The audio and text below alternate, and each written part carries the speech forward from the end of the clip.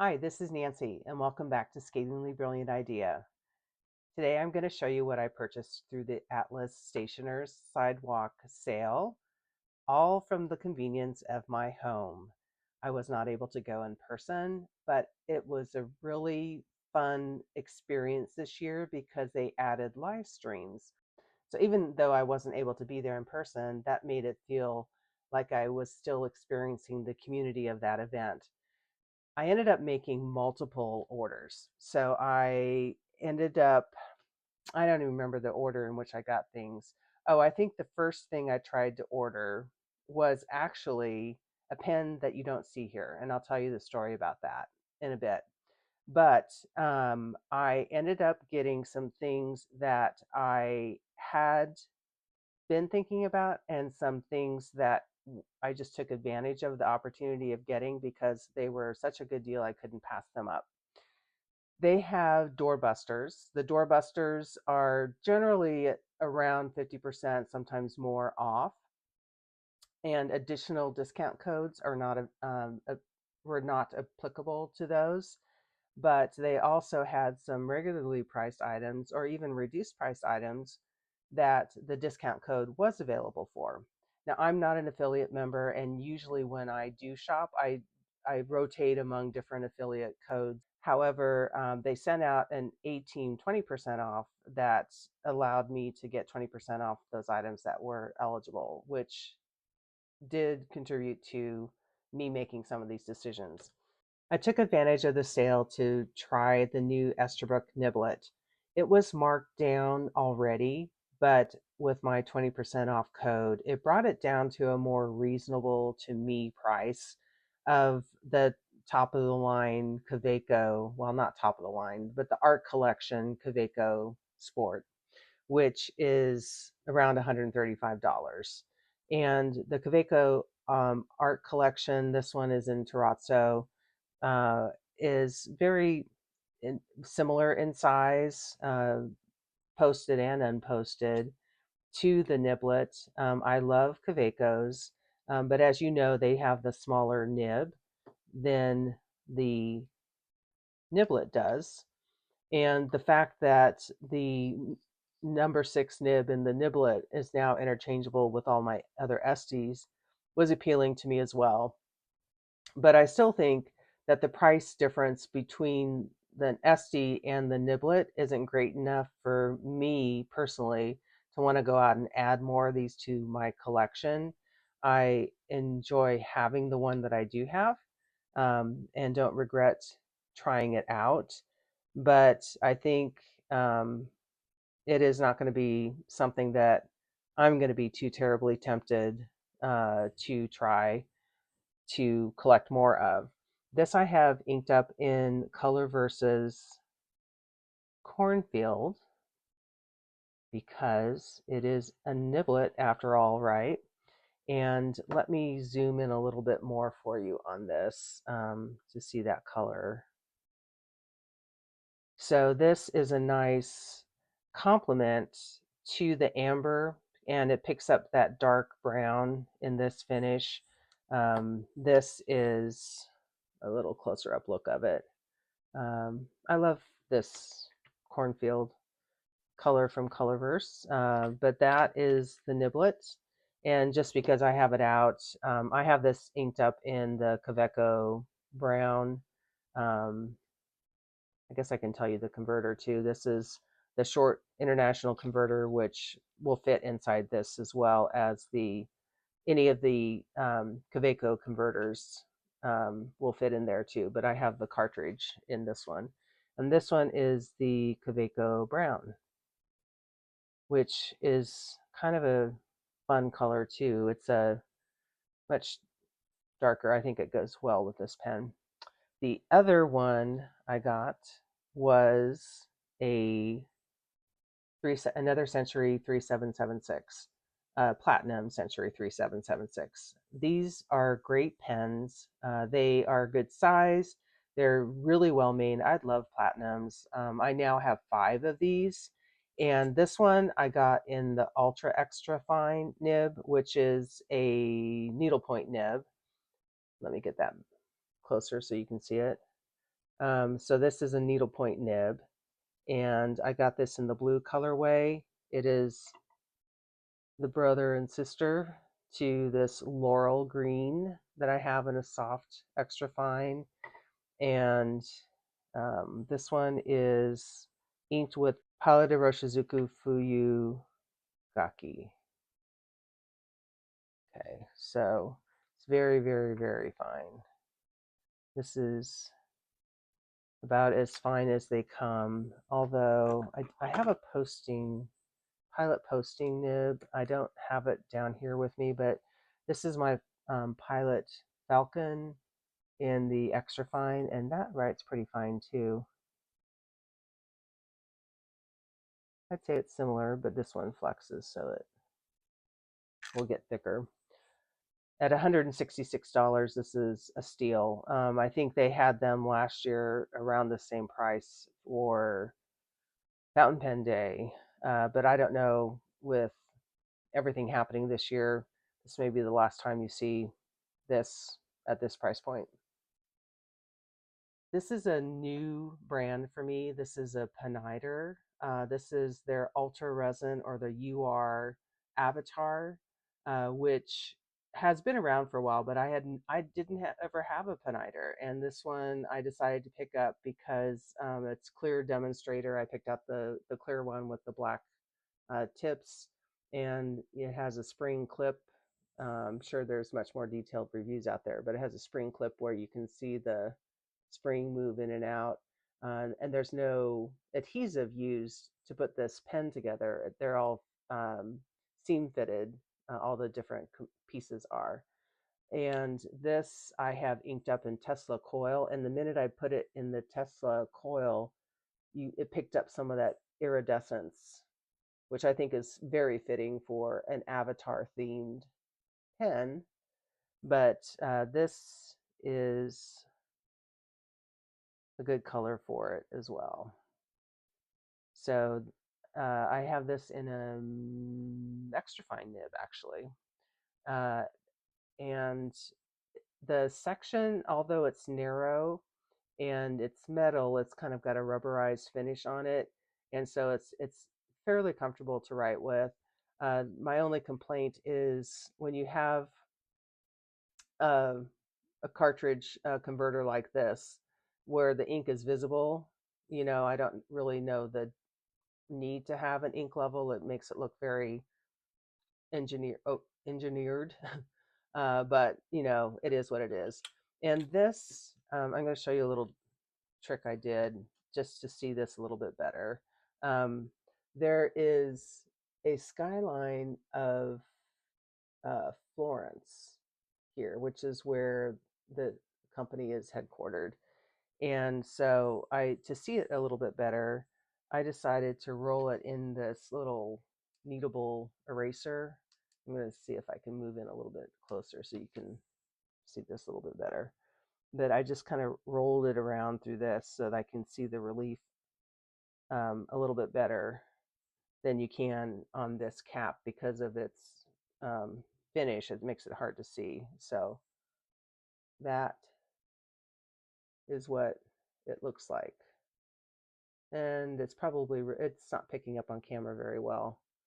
But you can try that trick at home too. If you have a kneadable eraser or silly putty or something like that, you can roll that the end of that cap just to see the skyline and the imprint of the brand name there. So that was kind of fun. So that's been a fun pen to play with, and it just has a magnetic closure. I'm going to say this one for last because that's the big highlight. This is an Atlas exclusive. Now that I have the camera a little bit zoomed in, I need to set this so you can see it. But this is their a Benu Euphoria in the Millennium colorway.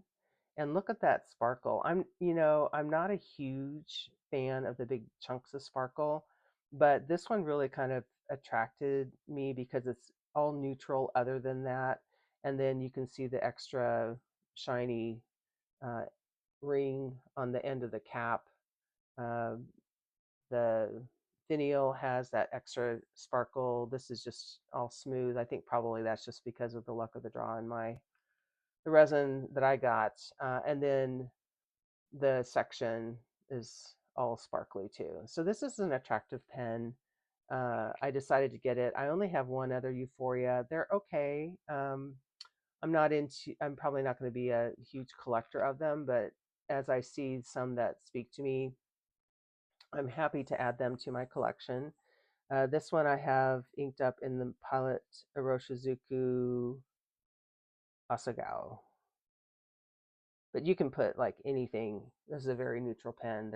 Any of your blues or grays, and even the reflections in this have a lot of pink and violet. You can put about any color you wanted to in this pen.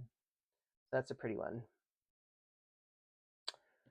And then I got my first Nahvular this is a Horizon series in the Soleil colorway. It was a new one.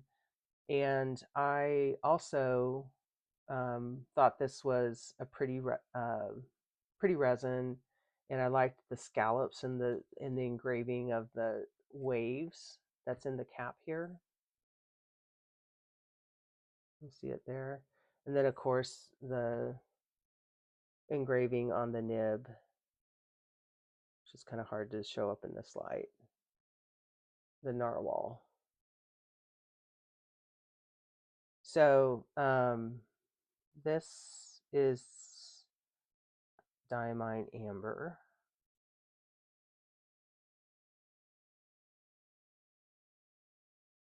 This one is DuPont line D large, and I have always been curious of this brand. It's a little bit pricey for me, and this was also a doorbuster that came up in the middle of the sidewalk sale. So I was keeping track on Discord of all the announcements and checking regularly on their doorbuster list, because I've noticed in the past that they will think offerings will show up and that they will change. So sometimes it'll look like they're sold out, and then but they've saved some back, and then they'll re-release some more later on. So they were probably monitoring how things were selling at the show live, but they wanted to also save some things for those of us who couldn't make it to be able to participate in some of those deals as well. So this was something that popped up as a pre-order that I marked on my wish list and put a notification on to let me know when it was available. And then I hopped on it when I got the email that said it was available for purchase. And this colorway is the Lemaire. And let me read a little bit of the description to you from the website. So for those of you who aren't familiar with DuPont, this is a French brand, long history of being around. They also make lighters, and so their technique is on their pens is known for its lacquering technique. It's a Chinese lacquer, so there's multiple layers of lacquer that are used to create this pen. And this particular colorway, Lemaire, is part of a collection called the Gradient Collection. So in this Gradient Collection, there's one that's called Flame and this one, which is Lemaire. So Flame depicts fire, and this depicts water. And so it is this nice gradient that goes all the different colors of blue hues, almost to an almost lilac color down here, to a little more greenish blue up here.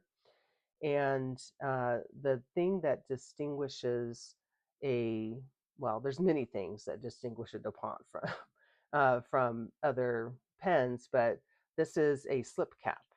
And look at the inside of this. So this line D large has a fluted metal grip section here, and it's kind of narrow at the bottom, but it has a stop. But if you hold it like this, like I've been holding it, it's still comfortable and um, for my hand to write with. And the nib is just gorgeous. It has this scalloped edge that kind of curves around, and it's got a plastic feed, but it's a really nice writer. And the material itself, of course, is gold. It is a 14 karat gold, and the it's a substantial pen because it's all metal, but it's very comfortable to write with unposted. As you can see, its length here. Let me just move this out of the way so you can get a better representation. So its length is very comfortable, but it also posts with a mechanism that keeps you from the ring of the cap from touching the lacquer here, so you don't have to be worried about the finish. So it kind of clicks into place. I don't know if you heard that or not. And then if you look down on the end, it's not touching. There's space, and so it's securing itself to the end through a little holder inside the cap that prevents it from slipping down onto the body and ruining the finish, and yet it still maintains itself securely. Now, the only thing about this is it does, for my hand, make it a little bit back weighted. It's not horrible. I mean, I can still balance it. It's not horrible, but it's nice to know if I'm writing someplace where I don't want to lose the cap, I can do that and still write. But like if I'm at home, I don't have to worry about keeping it posted that way.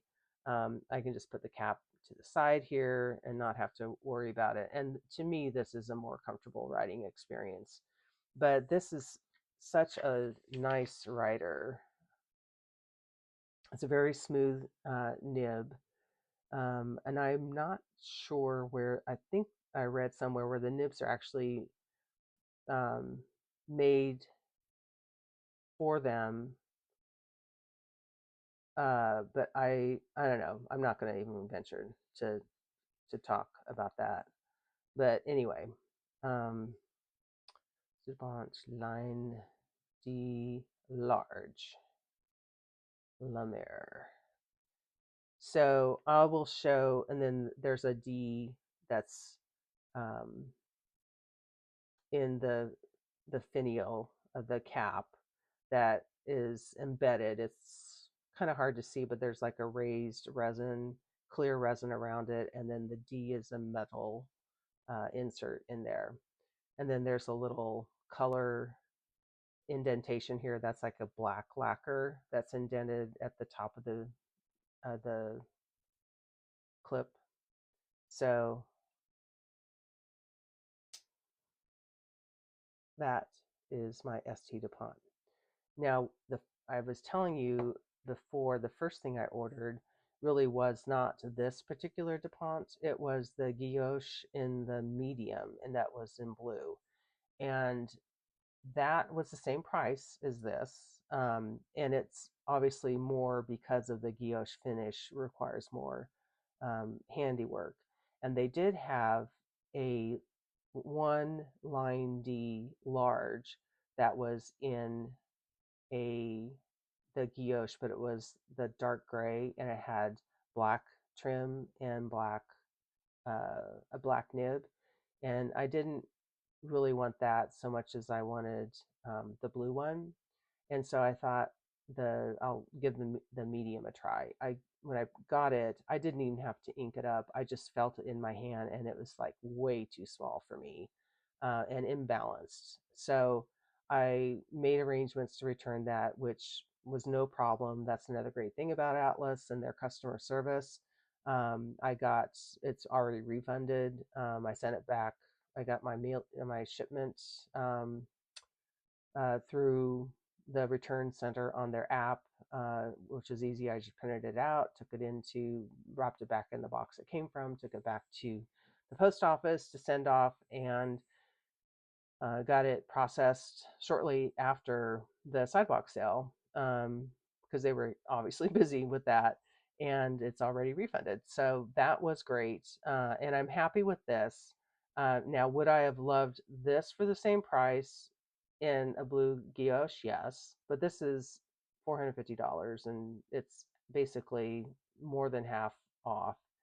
And I'm happy I have one in my collection. I see that it's still available if you're interested in this or one of the other in that gray one I told you about.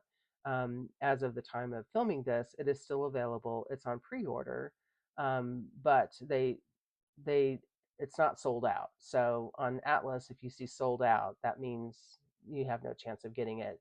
Pre-order means that they will be getting some amount in, and if you sign up for that notification, you'll get an email, and if you hop on that email right away, you can get your order in, and you should be the lucky owner of that. Oh, that reminds me, I didn't show you the line D box. So the line D box kind of disappointed me a little bit. I mean, for such a expensive pen, I mean, that retails for close to 1,000, that's suggested. But this is the box. Let me scoot out a little bit more for you. So the box itself is not anything very luxurious. I mean, it's not bad. It's got a nice finish to it, but it's not like a high-end box. And it's well protected in this foam insert that also had the plastic on the inside. And the converter was not in it. It was down here, and I think I pulled it out from underneath the little velvet cover. And I guess I didn't show you that. It is a converter, cartridge converter, standard international. And then this is the converter that comes with it. It also has the ST DuPont there. Oh, and the other thing I didn't show you, you can tell I'm not used to giving detailed reviews on pens, but it has a identify, let me see if I can get it in there. On the clip, it has the registration number to know, so that you know it's authentic. And obviously I got it from Atlas, so it's going to be authentic. But I don't know why I can't get that to show a little up a little bit better.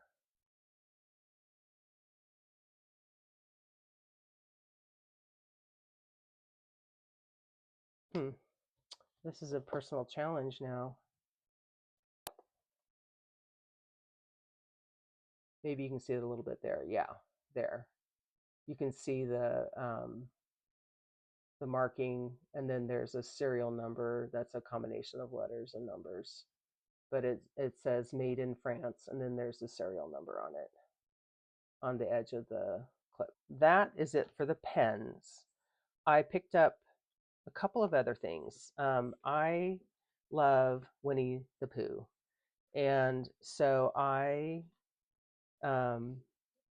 saw this Retro 51 pencil, which I don't have any of their pencils. That is in the traditional Winnie the Pooh, old, I call it old original illustration type Winnie the Pooh versus the Disney version. And it comes with this little book, um, eraser refills, and lead refills. Now these are Retro 51s do only accept the 1.15 lead. So it's a little bigger, thicker lead than I'm used to writing with. Not like a SketchUp, but thicker than I normally write with. But I think that's going to be fine because this is so cute. I love Winnie the Pooh. I think I've shown you my Honey Pals Benu Euphoria that I have for my fountain pen. And I know Retro 51 also makes a fountain pen in this, but I didn't want another pen, so I got this pencil. So you just twist it to move the lead up and down, and this is a nice feel to it as well. And it comes in this cute little box, right?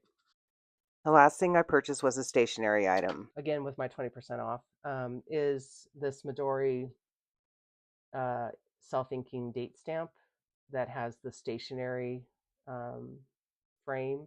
They come in multiple frame styles, and you can move the date, and then there's these different icons that show up with the date. And these are expensive, so I decided to get one because I could get 20% off.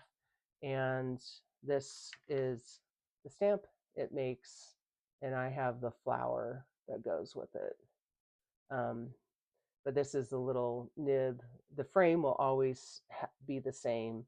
The date is what changes, and then the symbol. Or if you don't want a symbol, there's the option to just leave that blank. But the way these work, you have to insert the stamp pad, and there's instructions in English for you. But I'm making a mess. You lock it in place using this little clip thing. So when you want to change it, that was not a good example. When you want to change it, you just go down halfway and lock it. You have access to turn these wheels to change the date and the little symbol that you want on the inside. And then to use it, you just press down to unlock it, and it prints. But to lock it, it's a little bit tricky to get used to. You kind of like push it in halfway, click it in, and then you can do it. Obviously, you want to point the ink away from you because it is a juicy stamp. But that's it. And they have other designs and things like that. So if you've ever been curious about this stamp, that's what it does.